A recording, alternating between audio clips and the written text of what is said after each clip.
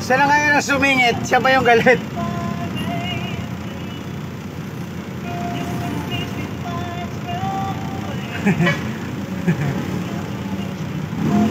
Siya pa yung sumingit dyan at pa yung side mirror niya. Siya pa yung galit. Siya yung nasa linya ako niyan guys. Tapang niya.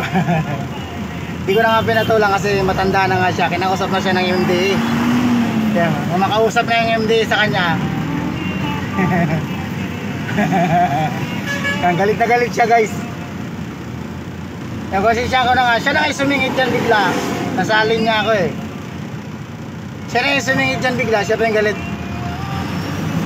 Ayan. Ayan. Ayan.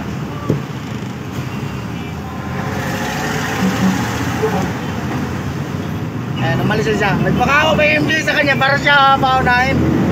Siya na kayo sumingit, siya pa yung galit.